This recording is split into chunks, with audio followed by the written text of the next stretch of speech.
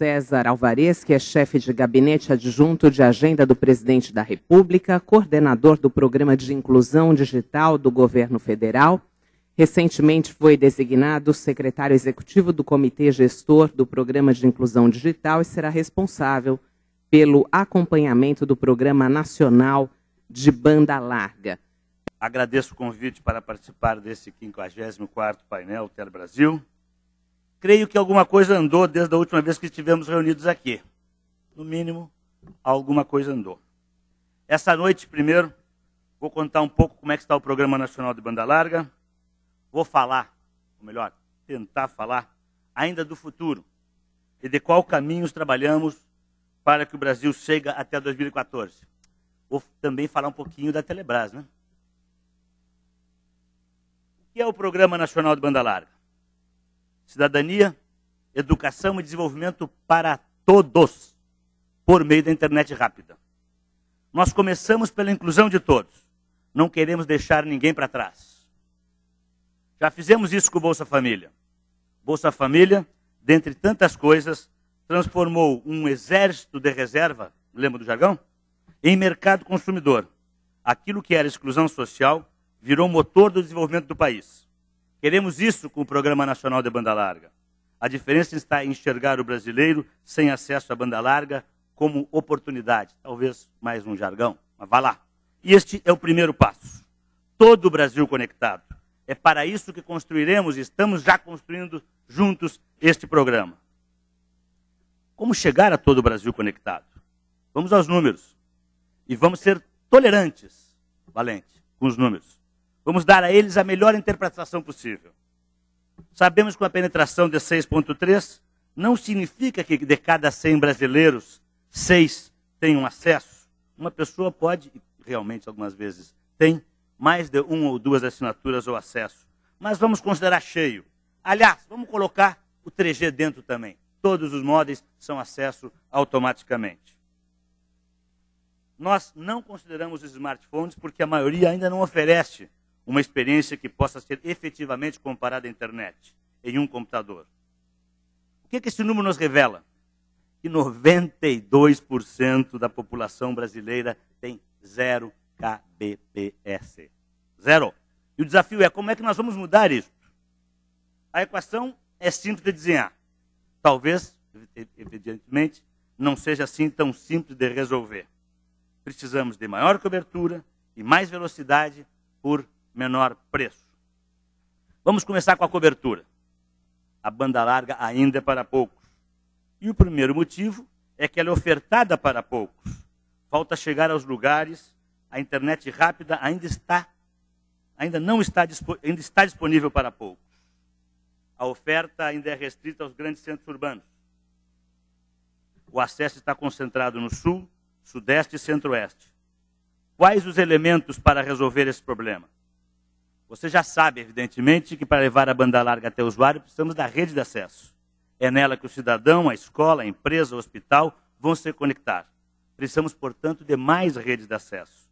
E rede de acesso é varejo. E o que resolvemos e estamos fazendo com relação ao varejo? Nós aumentamos as alternativas de oferta. E o modo mais rápido para tanto foi aumentar a disponibilidade de radiofrequência. Será aumentar a disponibilidade de radiofrequência. A Anatel comprometeu-se a agilizar as outorgas de radiofrequência. Temos 2 licitações importantes que devem ocorrer este ano e pelo menos mais uma para o ano que vem. Lembro a vocês que esse era um dos 5 pontos da quarta de Guarujá. Destaco aqui 3 dos compromissos assumidos pela Anatel. O primeiro diz respeito à banda H, do serviço móvel pessoal. Esta licitação trará compromisso de abrangência. E por que não de preço máximo? Para o vencedor. De modo a chegarmos mais perto da meta de termos o serviço de terceira geração, viabilizando a internet rápida em todo o país. Queremos trabalhar mais esse tipo de contrapartida e, em troca, estamos dispostos a receber menos pelas outorgas de radiofrequência. Esta, aliás, é uma das diretrizes do PNBL. Outra coisa bastante interessante, creio, é o que será feito com a faixa de 3,0 GHz.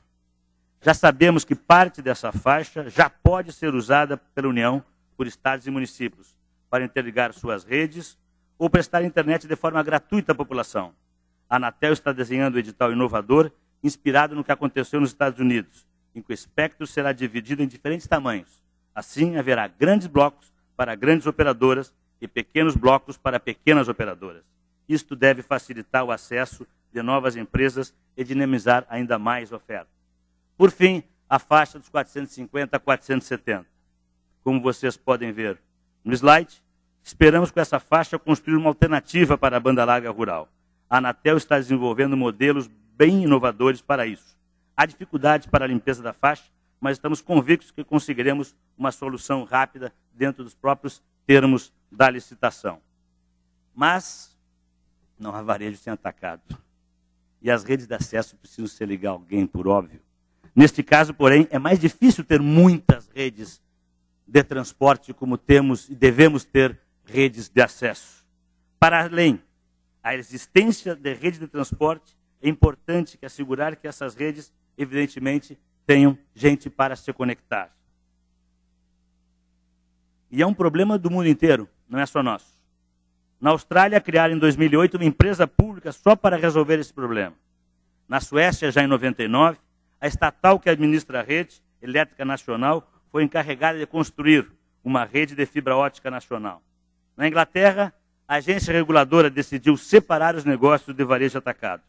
Nos Estados Unidos, o plano de banda larga deles recomendam que sejam revistos os modos de precificação e os custos, acenando com a possível fixação de tarifas. É, nos Estados Unidos, fixação de tarifas.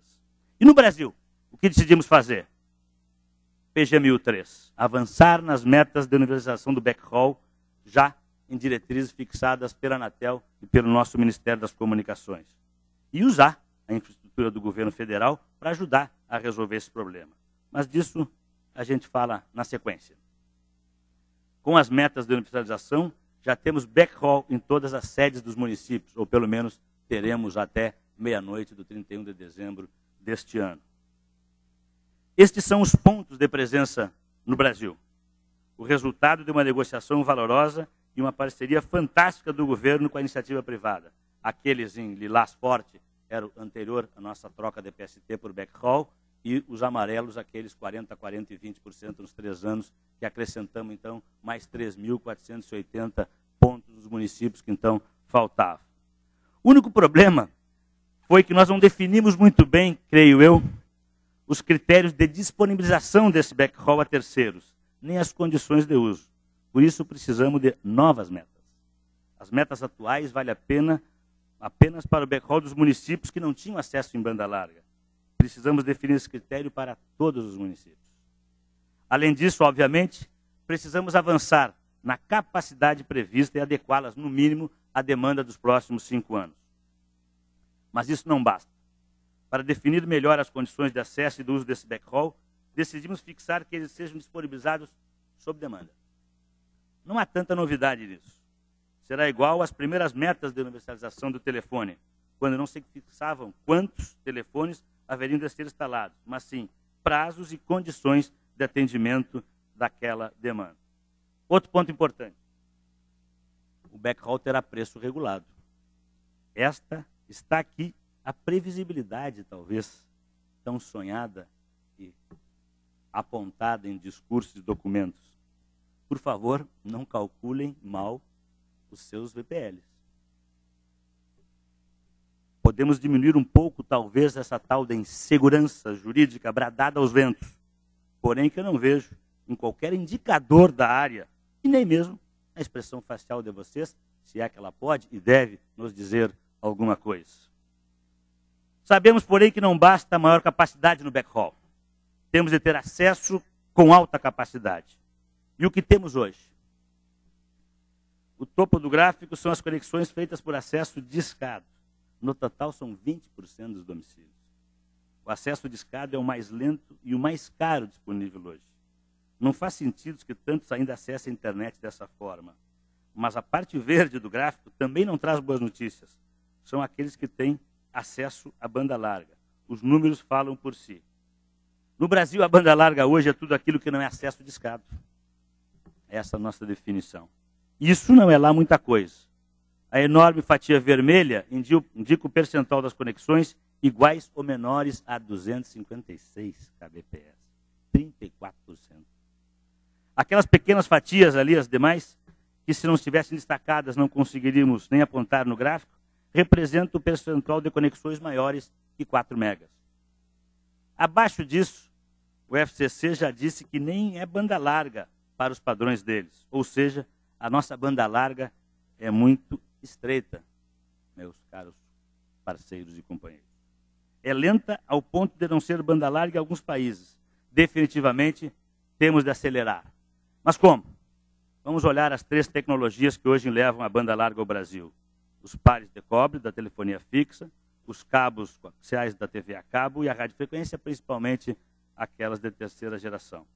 E, evidentemente, no resto do mundo, par de cobre, está lá, está instalado, usa para alguma coisa, mas ninguém mais amplia isto, é fibra. A meta da Austrália, Suécia e Inglaterra é botar fibra até a casa do cidadão. Se lá já é um desafio, imagine esse desafio para a nossa realidade. E para enfrentar esse desafio, temos que enfrentar talvez alguns temas considerados, se não explicitamente, na realidade, tabus. É preciso colocar o dedo na ferida. Precisamos discutir se o serviço telefônico fixo comutado é apenas e tão somente um serviço de voz. Meus advogados, 25% da minha ampla equipe, dizem, e vocês sabem disso mais do que ninguém, que toda concessão se sujeita ao princípio da atualidade. A realidade e a atualidade obriga a concessão a ser revista e compreendida e entendida e jurisprudenciada, se é que existe essa palavra, Gabriel, à luz das necessidades do ritmo que hoje estamos. E nós precisamos fazer essa discussão, desde um ponto de vista aberto, sem preconceitos. A banda larga continuará sendo um pequeno puxadinho sobre uma rede obsoleta de voz?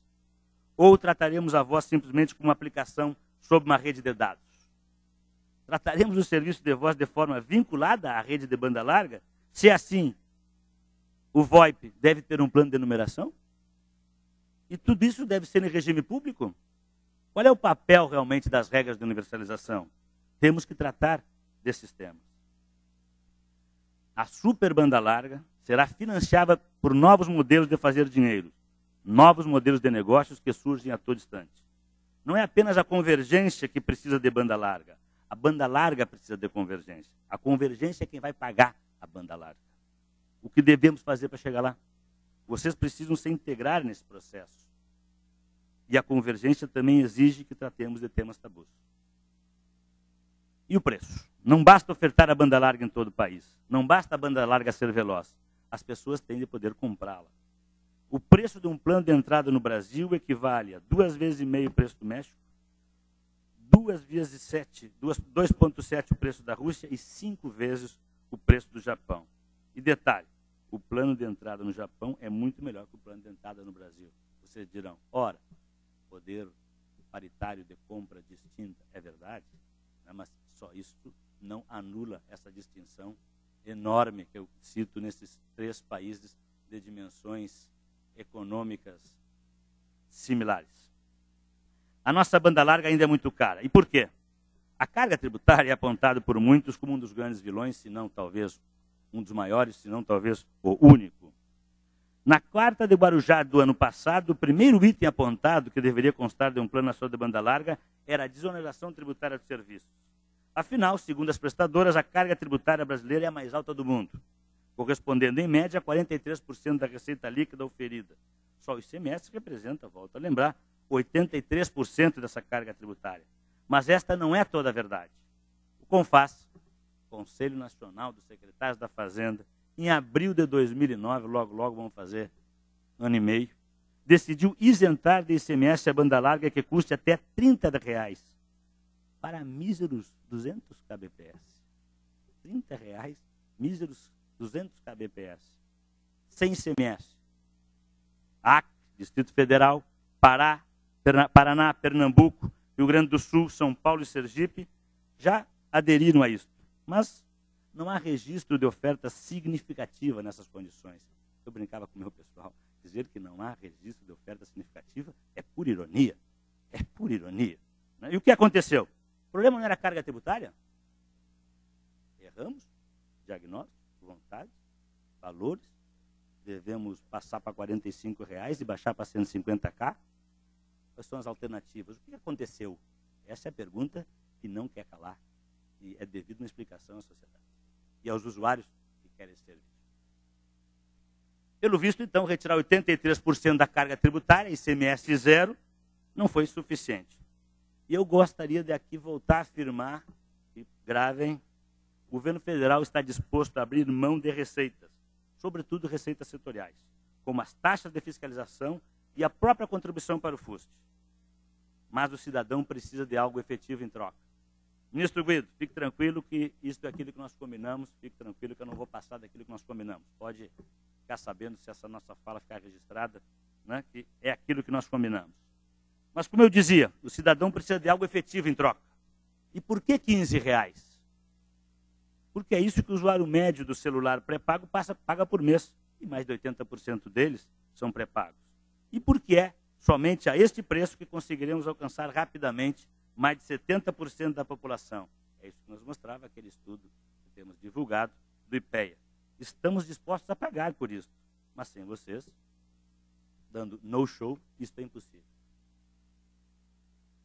E queremos que esse plano seja oferecido de maneira avulsa ao usuário. Mas isso não significa que ignoremos os efeitos positivos dos chamados combos no valor individual dos produtos oferecidos.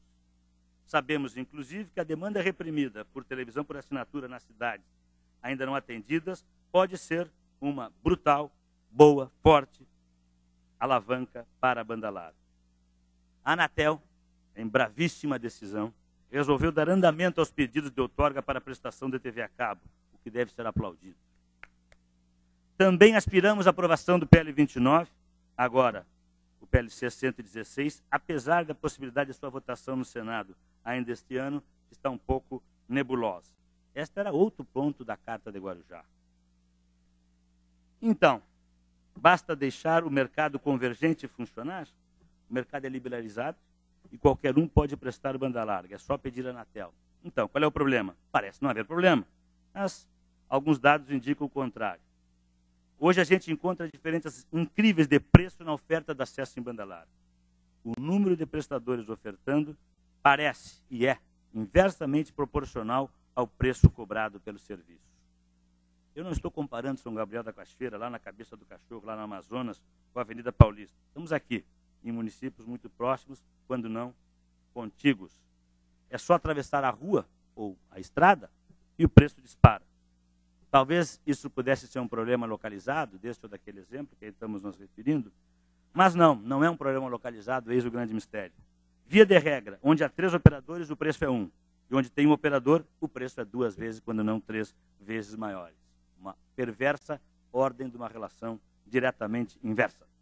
Também aqui é preciso colocar o dedo na ferida. Sejamos francos. Nos mercados que as operadoras chamam de competitivos, leia-se, mercado de consumidores abastados, em que há 2, 3, às vezes 4 prestadoras disputando o mesmo apartamento, o preço cai. O mesmo serviço. Nos mercados ditos não competitivos, leia-se localidade em que o consumidor tem uma renda menor, em que, quando muito, tem um operador oferecendo banda larga, é a lógica do lucro monopolista. Nada mais natural e cruel do que o que está acontecendo. O que está acontecendo hoje é a vez da justiça social. Na prática, o cidadão da periferia paga o preço da ausência de concorrência, enquanto o morador do bairro nobre usufrui de todos os seus efeitos benéficos. E não são poucas políticas, então, que apostam em padrões de redes abertas. Outro tema público, polêmico, mas que é preciso enfrentar. Um estudo de Harvard, do Berkman Center, para também, aqui já mencionado, o órgão regulador americano, apontou que iniciativas como o unbundling, separação funcional e, de modo geral, a desverticalização da oferta de serviços e redes foi fundamental para o bom desempenho da Europa na massificação da banda larga. Vários planos de banda larga falam ainda no estímulo e regulação da penúltima milha e na necessidade de repensar a forma como os usamos e distribuímos a radiofrequência. Se queremos tratar do desafio da banda larga nos próximos 5 anos, 10, mais ainda, não podemos fugir deste debate. Outro ponto que pode afetar competição são as fusões e aquisições do setor. Não é de hoje que o mercado de telecomunicações passa por esse processo de consolidação dos grandes agentes, mas no Brasil isso se intensificou nos últimos anos, inclusive com o amparo de políticas governamentais. O que podemos esperar disso? Se menos competidora significar menos competição e mais poder de mercado, o Brasil, ninguém quer. Não precisamos daquilo que você sabe muito bem que eu estou falando, eu tenho até que aprender melhor um pouquinho, das chamadas três irmãs. Se a consolidação desses grupos pode significar competidores mais robustos, querendo explorar novos mercados, arriscar, literalmente invadir as áreas um dos outros, ótimo. O governo está aí para ajudá-los com todo tipo de medida, regulatória, fiscal, industrial, tecnológica, e o que mais for preciso para vocês jogarem este jogo interessantíssimo que pode ser a disputa de mercado. Vamos falar um pouquinho da Telebrás? Qual é o papel dela? Por que precisamos dela? Eu diria, sem ordem de preferência, mas só para assinalar, segurança nacional, no mínimo. Nos Estados Unidos, você sabe, eles têm poderes sobre questões de segurança que nós não temos. E nem queremos ter alguns, principalmente após o 11 de setembro. Na Europa, da livre e da permanente regulação para a igualdade de condição, não é sequer considerado lesivo às regras do livre comércio que qualquer Estado membro invista em redes próprias de segurança nacional ou de interligação entre entes do governo. No Brasil, o IBGE não conseguiu contratar serviço de comunicação para os recenseadores. Diariamente vocês veem, já não é mais novidade, já não é mais manchete dos jornais, né? Vejam se isso acontece com algum sistema de segurança, o que o nosso censo está mostrando. Enfim, assim como em outros países fizeram, não somos hostis à iniciativa privada, em absoluto. Essa frase é uma redundância, no sentido negativo. Mas tampouco podemos ficar reféns dela. E o segundo ponto é também a possibilidade da Anatel permitir menor assimetria da informação para a regulação. Muitas vezes a regulação necessita fixar preços para determinadas utilidades. Questões como interconexão e unbundling são exemplos disso. Não podemos achar que o tão falado modelo de custo, ainda até hoje esperando o dinheiro da IT chegar para contratar o consultor que vai fazer o pré-programa da licitação, que um dia contratará o chamado modelo de custo, irá resolver esse problema. A Telebrás pode e deverá servir como parâmetro também para a regulação de preços. E o terceiro, evidentemente que a Telebrás pode contribuir, é para um planejamento conjunto das obras e otimização plena das infraestruturas públicas diretas ou concedidas no Brasil e na América Latina. A existência da Telebrás facilitará associar a expansão da rede de fibras e outros projetos de infraestrutura, como redes de transmissão de energia, gasodutos. O edital do trem de alta velocidade, por exemplo, tenho sempre insistido, esteve contemplado na consulta pública e está sendo contemplado no edital. E o quarto ponto, para ficar em quarto, das possibilidades de contribuição da Telebrás, é a ampliação da possibilidade de uso de recursos públicos em parcerias públicas e privadas.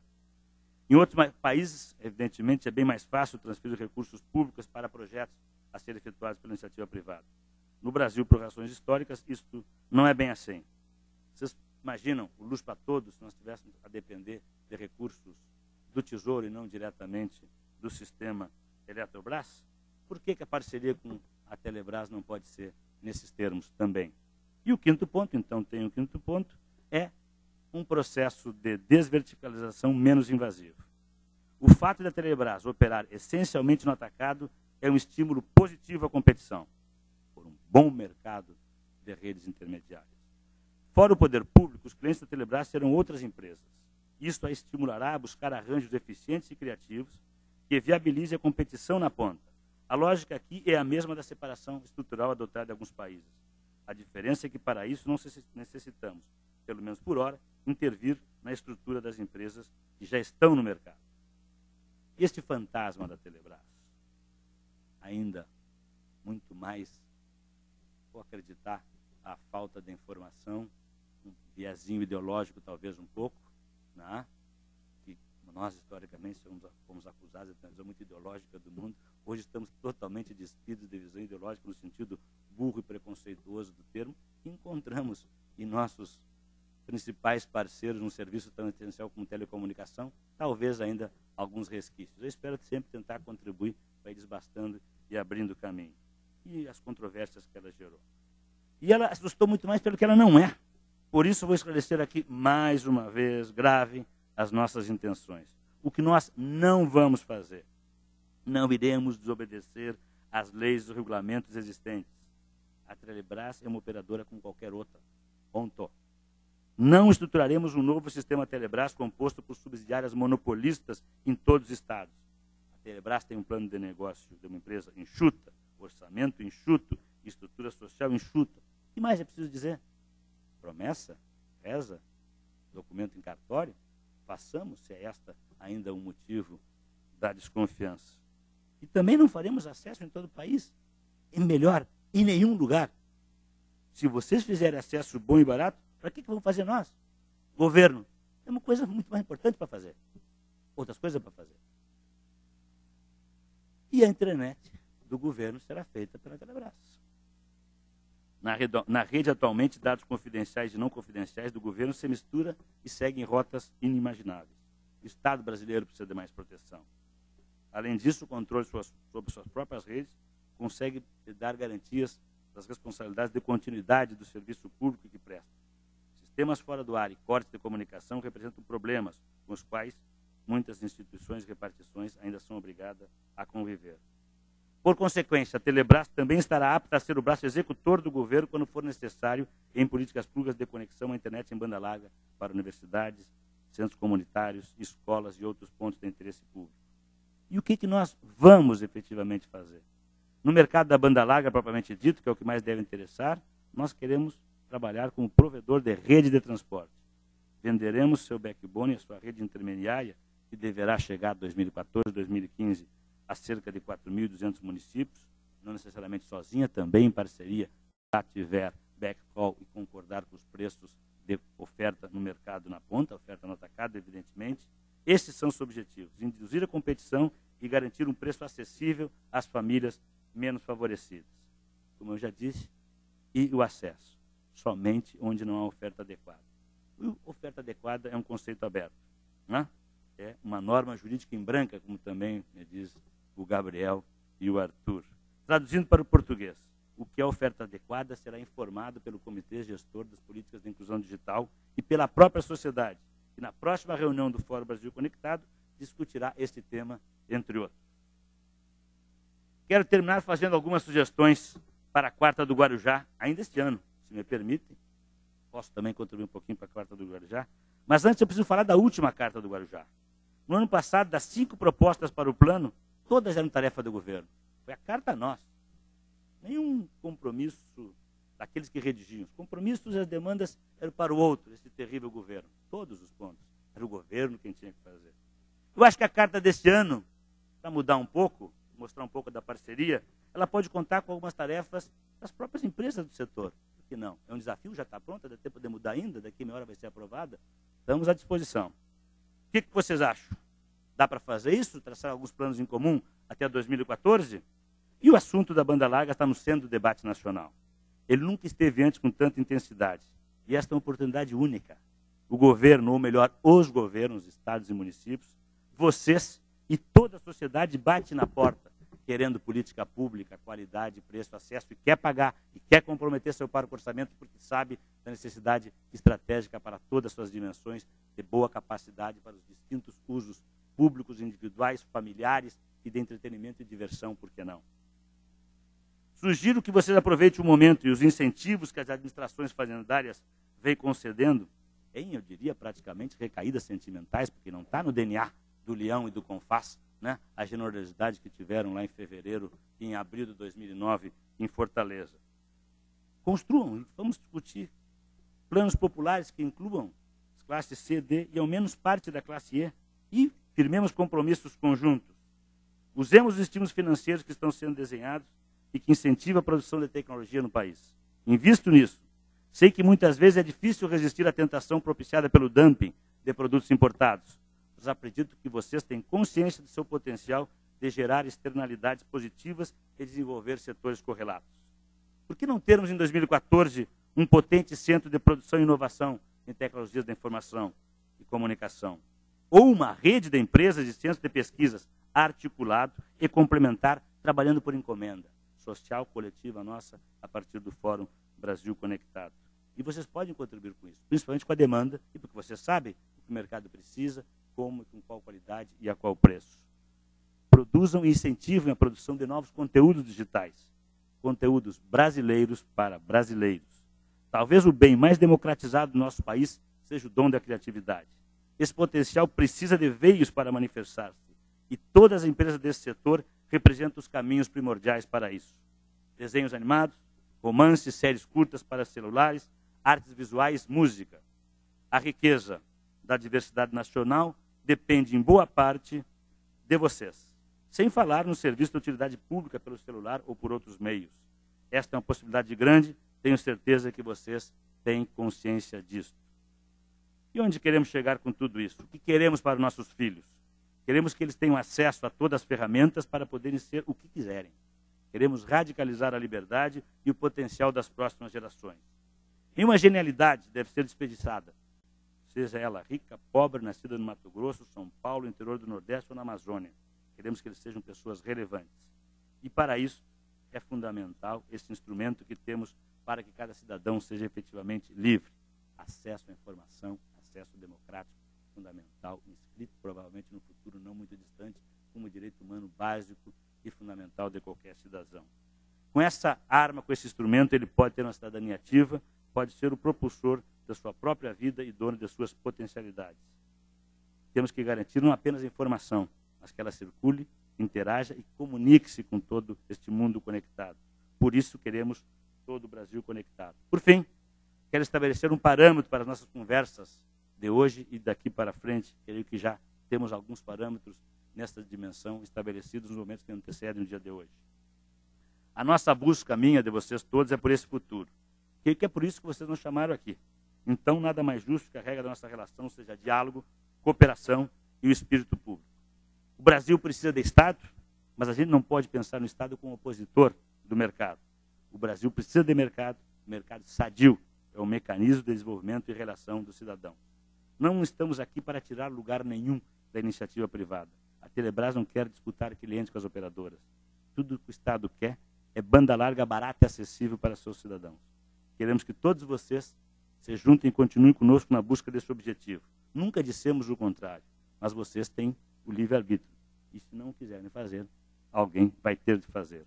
O Estado tem de estar, pelo menos, preparado para isso. O Brasil precisa de nós, Estado e mercado, com diálogo, cooperação e espírito público. Temos certeza, podemos construir a agenda do Brasil conectado. É revestido dessas ideias que dialogaremos com todos na próxima semana, naquele tour forçado de 3 dias, 11 eventos, mais algumas preliminares, várias paralelas. Obrigado pela atenção, bom trabalho.